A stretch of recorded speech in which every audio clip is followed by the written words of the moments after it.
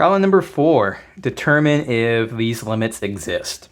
So the first one is the limit as x goes to 4 of x minus 4 over square root of x squared plus 9.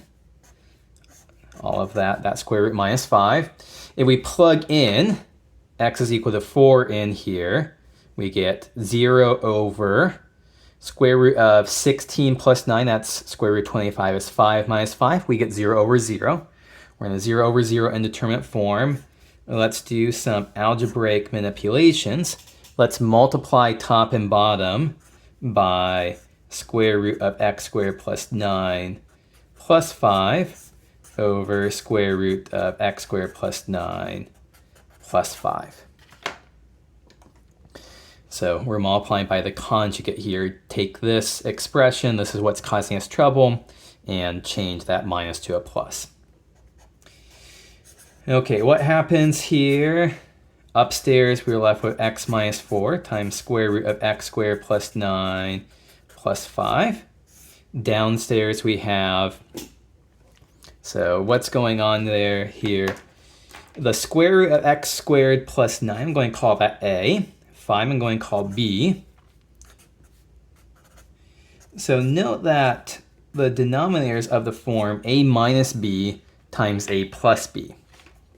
And we should know that a minus b times a plus b is equal to a squared minus b squared.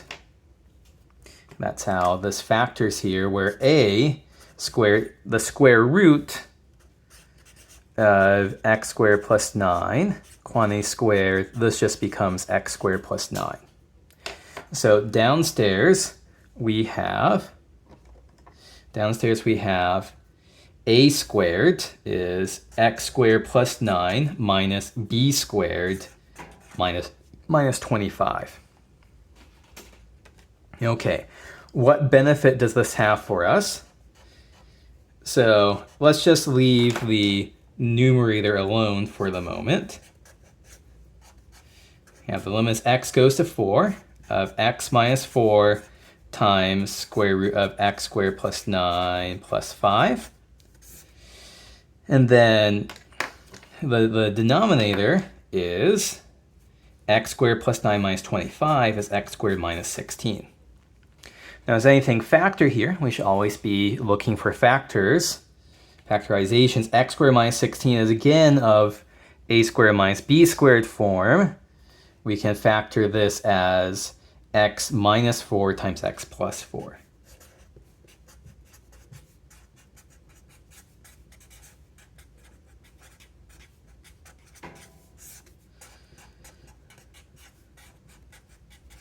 And why is this a good thing?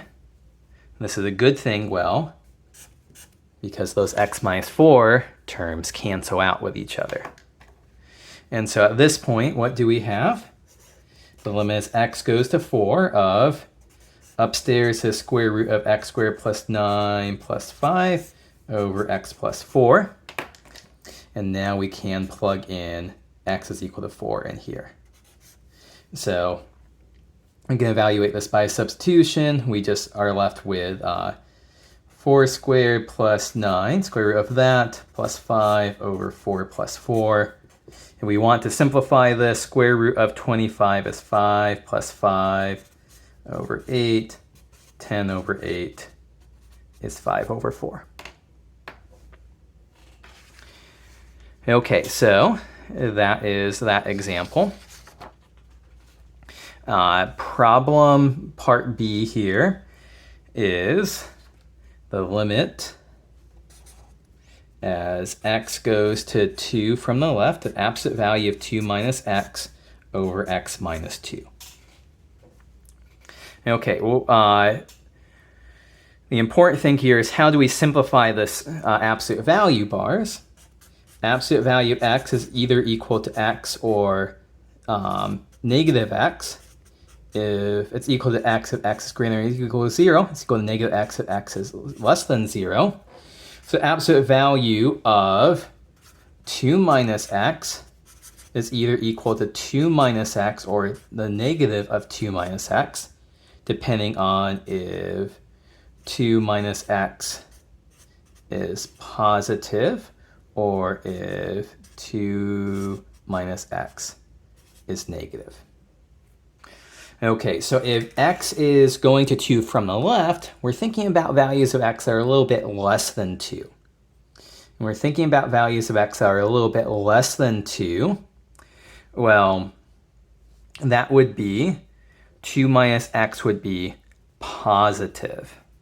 2 minus x would be positive. So we're in this case right here. So we can replace the limit as x goes to 2 from the left. We can replace the absolute value of 2 minus x with just 2 minus x. And the thing that we should realize here is that 2 minus x is just the negative